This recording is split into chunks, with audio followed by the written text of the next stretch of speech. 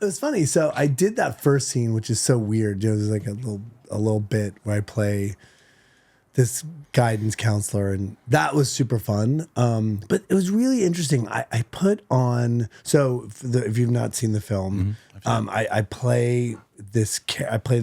I'm in this yellow rabbit suit that's like 7 and 8, 10 feet tall, you know, with the ears that goes, God knows how tall it is.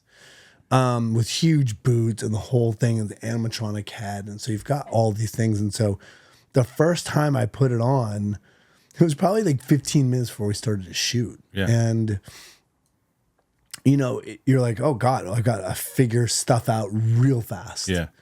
You know, and so it's so funny. I had auditioned for Planet of the Apes. Oh, okay. And I loved my audition for Planet of the Apes. The new one that just came out. Yeah, okay. And I like worked on this thing for. I was like the physicality, like.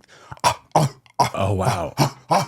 You know, and I started like when I was working on this thing, I was walking around the house.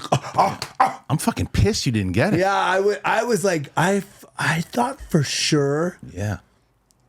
I mean, I thought for sure I would get a call back, like a work session or something, because I was like, I really loved this part. Yeah. And I was like, Ape Top. I was doing this crazy stuff. But I put on the suit and I was like, okay, well, now you're this giant rabbit who's about to murder, spoiler alert, his daughter. Right.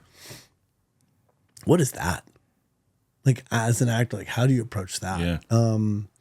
And I'm sure Daniel Day-Lewis would have lived in the costume for like 12 days and killed 3 children. But there I was 15 minutes before relying on like, you know, artistic instinct. And so I just found myself making these crazy sounds and starting to move. Yeah. You know, and there's the first scene I have as I walk in under this arch.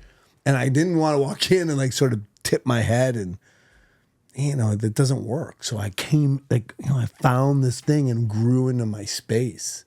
And I was like, oh, what is that? Yeah.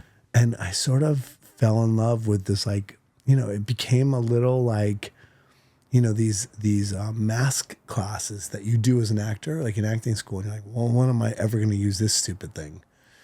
And here I am, you know, 30 years after class going, oh, that's when I'm going to use it. You know, you know, the great thing about going to class, and if there's any actors out there, my whole thing about finding a program and digging in, you know, of course you may not use Shakespeare and you may never do that sonnet and you may not ever have to have perfect speech or transcribe a dialect, but there's something powerful about having that tool in your, Sure. you know, in your tool belt that pull it out when you need it is like beautiful.